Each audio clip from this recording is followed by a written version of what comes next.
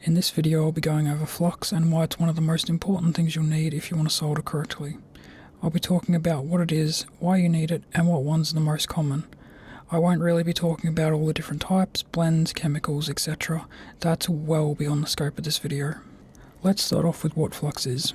Again, I'll let Wikipedia explain it. In high temperature metal joining processes, welding, brazing and soldering, flux is a substance which is nearly inert at room temperature, but which becomes strongly reducing at elevated temperatures, preventing oxidization of the base and filler materials. The role of a flux is typically dual, dissolving the oxides already present on the metal surface, which facilitates wetting by molten metal, and acting as an oxygen barrier by coating the hot surface, preventing its oxidization.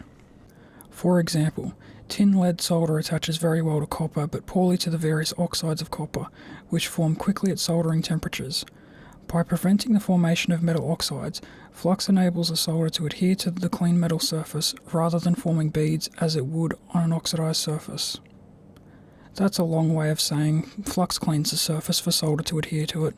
Without flux, you pretty much can't solder, braze, or weld. Before we get into talking about the types of flux, I suppose I have to talk about the safety aspect of it. When flux heats up and burns off, it produces smoke and fumes. These fumes can cause health problems most commonly related to your respiratory system. These problems can be occupational asthma, allergic hypersensitivity, irritation, chronic bronchitis, chemical hypersensitivity, chest pains, headaches and dizziness. These problems are usually after long periods of soldering or working in a closed room with no airflow. If you have any kind of health problems, especially related to your respiratory system like asthma, or you're teaching kids, then you should actively take steps to deal with the fumes. You can easily mitigate the fumes by just having a fan set up to blow the fumes away from you.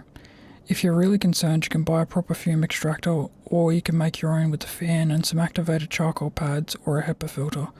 Just have the fan sucking the air in through the charcoal pads or HEPA filter and place it close to what you're soldering. Me personally, I don't really bother with safety precautions because I'm exposed to far more harmful things on a daily basis anyway. I know of other YouTubers that don't really bother with any kind of precautions as well, and they've been soldering for far longer than I have. Not sure if they've noticed any health problems due to flux fumes, but I suppose it's better to be safe than sorry. Now we know what it does, why we need it, and safety precautions, the question is, what type of flux do we want? This is where we're kind of in luck. Most solders actually come with a flux core. Now you may be thinking, cool, job done, thanks, see ya. And yeah, you could just leave the video here, but it's a good idea to learn more about the types of flux. While solder does come with a flux core, there's so many different blends and types that I could easily make this video an hour long just trying to explain them all. And even then that wouldn't be including all the code names and manufacturer specific numbers they use to denote their own specific blend. But this video is about being simple, so I'll keep it as simple as I can. Most flux cores you'll see will either be rosin, R, rosin mildly activated, RMA, rosin activated, RA, or no clean, usually written no clean. So what's the difference between them then? Rosin is pure rosin, no activators, low activity, mildest. Rosin mildly activated contains mild activators, typically no halides. Rosin activated, rosin with strong activators, high activity, contains halides. No clean, we'll talk about this later. If you want to know more, have a look at the Wikipedia page and do some research. As I said, this is a big, complicated subject and I'm leaving a hell of a lot out of it for the sake of simplicity. But now let's talk more about rosin. Natural rosin is the most traditional type of flux.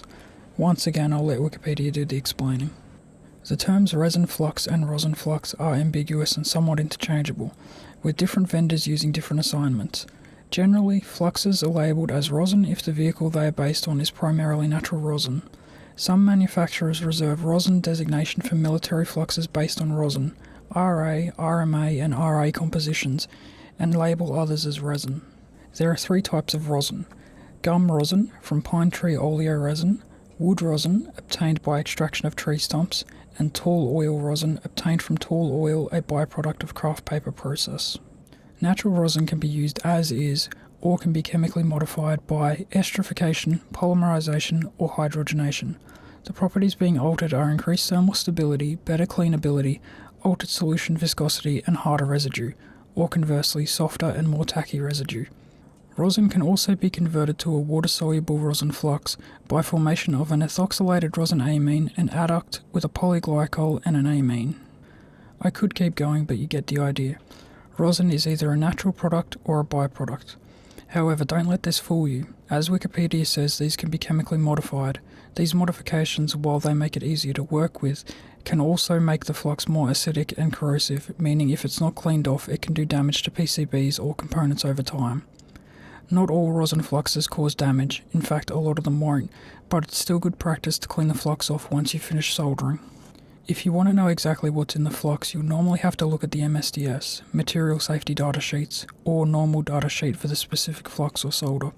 Even then, sometimes it can be quite hard to find out exactly what's in the flux. Manufacturers like to keep the secret sauce secret, after all. Now remember in the last video about solder, when I said you shouldn't get plumbing solder, that you should always get electronic specific solder? This is why. A lot of plumbing solders with flux cores and plumbing fluxes in general have usually been modified to be much more aggressive. The reason for that is simple, because of the environments those solders are used in. Plumbing, both refrigeration and general water, can be dirty jobs. Pipes can get covered in mineral scale, dirt, dust and other crap, sometimes literal crap. So the flux in those solders needs to be able to eat through whatever hasn't been cleaned properly to get to the bare metal. These more aggressive fluxes can over time cause damage to PCBs and electronic components. You can technically still use it and clean it off, but it's better to stick with the electronic specific stuff for simplicity. No clean flux is a bit more difficult to explain. Very little solid information about no clean exists. Wikipedia doesn't have a whole lot about it, just a small reference under the properties section of the flux page. Solids. The percentage of solid material in the flux. Fluxes with low solids, sometimes as little as 1 to 2%, are called low solids flux, low residue flux, or no clean flux. They are often composed of weak organic acids with addition of small amount of rosin or other resins. As I said, very little information about it. As Wikipedia says, it's composed of weak acids with rosin. The rest, from my own understanding, is just chemicals like isopropyl alcohol, butane, etc., chemicals that evaporate quickly. Here's the funny thing about no clean. Although you don't have to clean it, it can leave quite a residue. That residue can be a bit ugly and can also be difficult to remove without chemicals like acetone. There's also been reports of some no clean leaving a conductive residue. I can't confirm this with mine, but it's something to keep in mind.